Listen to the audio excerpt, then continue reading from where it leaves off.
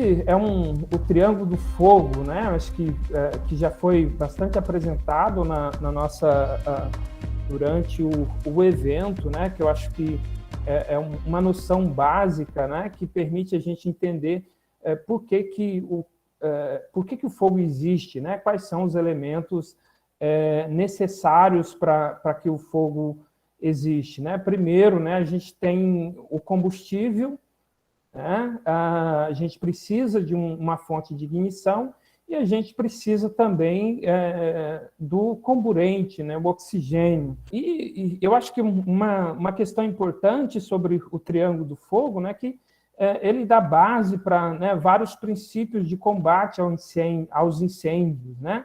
Por exemplo, se a gente retira um desses três elementos, a gente vai extinguir um fogo, né? Quando a gente olha um pouco falando um pouco sobre o clima, né, e da importância das condições de clima para o combustível, acho que tem uma variável de clima que é super importante, que é o que a gente chama do déficit de pressão de vapor, né, que é uma variável que depende da temperatura do ar e da umidade relativa, e que ele representa um pouco a secura do ar, né, o quanto o ar está seco e que ele pode assimilar um pouco essa questão de umidade, né, desse combustível. Vamos adicionar ainda outros aspectos importantes, né? Por exemplo, qual será a precipitação, né? Os modelos do IPCC mostram que, por exemplo, entre agosto e outubro, né, para esse mesmo período, a gente teria para a Amazônia uma redução em torno de 20% nas chuvas para o período seco, né, entre agosto e outubro.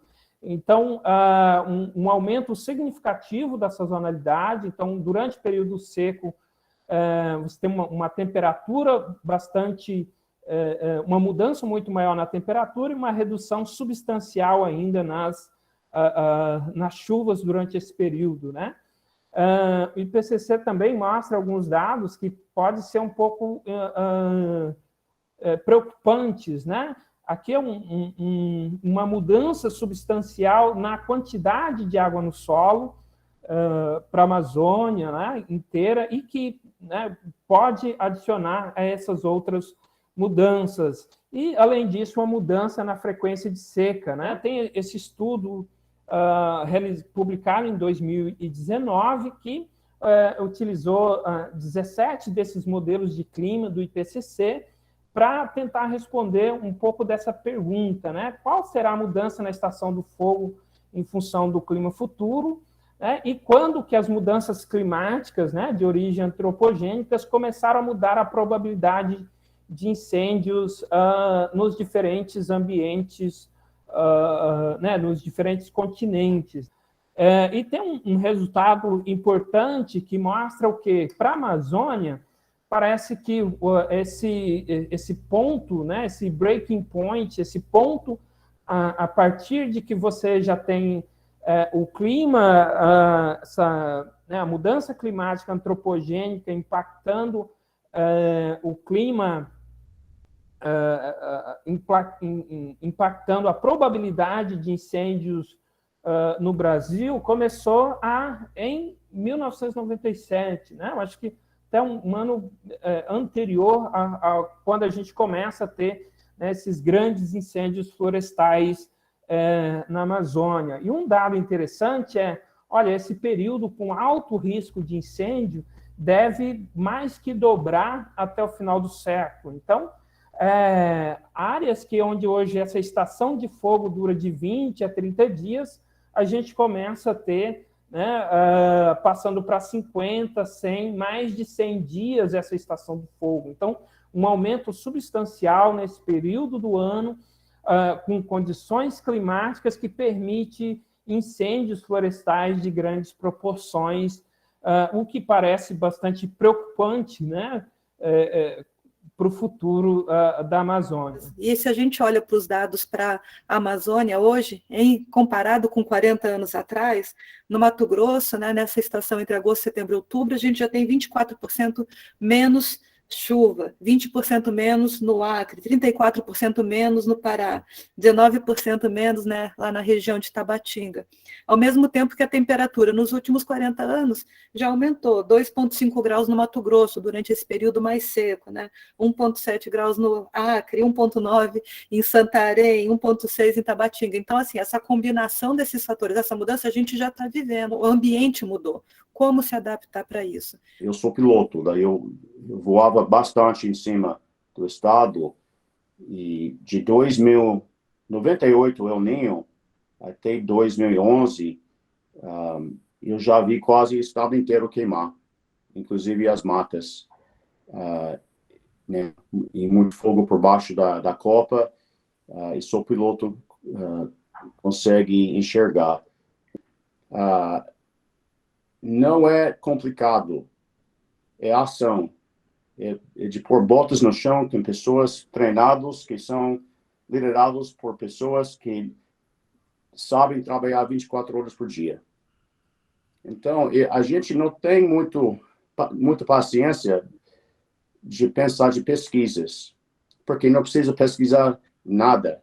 A solução é fácil, é ação. Tanto faz se é Cerrado, se é a Amazônia, que está na cabeça, simplesmente a coisa mais importante é o cérebro. Não é equipamento, não é tecnologia, não é drone, não é nada fora de ter uma pessoa que sabe medir o vento, temperatura e umidade. Em 2009, quando nós criamos a primeira equipe, desde lá treinamos todo ano voluntários. A ideia era de criar um sistema de apoio entre as fazendas. A gente levantava no Xingu inteiro, todos os municípios, todas as fazendas que estavam dentro da plataforma produzindo certo da Aliança da Terra, e montamos uma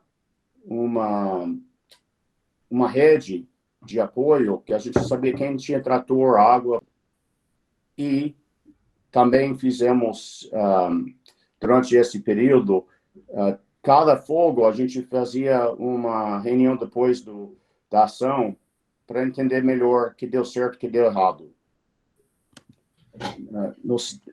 Se pensar, até hoje, combatemos, até essa estação de fogo agora, 2021, 646 incêndios desde 2009.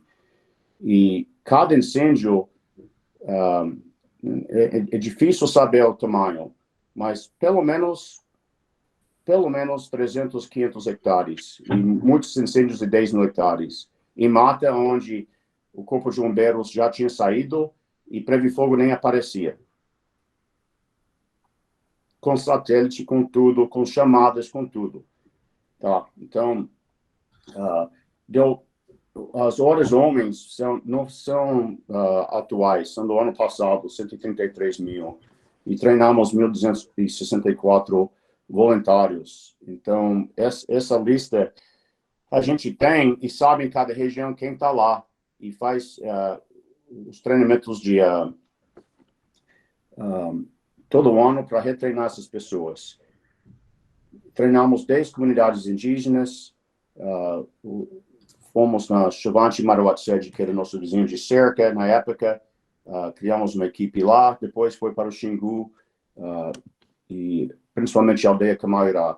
Nós estamos trabalhando com pequenos produtores de assentamentos, muitos assentamentos, unidades de conservação, fazendas grandes, fazendas pequenas e áreas indígenas, e todo mundo tem o mesmo problema, e todo mundo está com o mesmo desespero, e principalmente os chefes dos parques, etc., e os caciques das aldeias.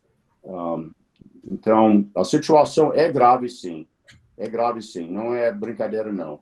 No Mato Grosso, em relação a 2018, a gente teve 71% de aumento de focos de calor. Nas áreas indígenas, esse aumento foi de 73%. No Parque Indígena do Xingu, esse aumento foi de 90% em relação a 2018. Mas na área de atuação da Brigada Camaiurá, houve uma redução de 3% nos focos de calor. Então, um sucesso, né? A gente sabe que o fogo é utilizado como uma ferramenta agrícola, assim, milenar, né? Então, há muitos e muitos anos, o fogo é usado para limpeza de área, né? Para preparo de área para cultivo agrícola. Bem, primeiramente, o que eu falei foi a remoção da cobertura vegetal, e isso altera a paisagem rural.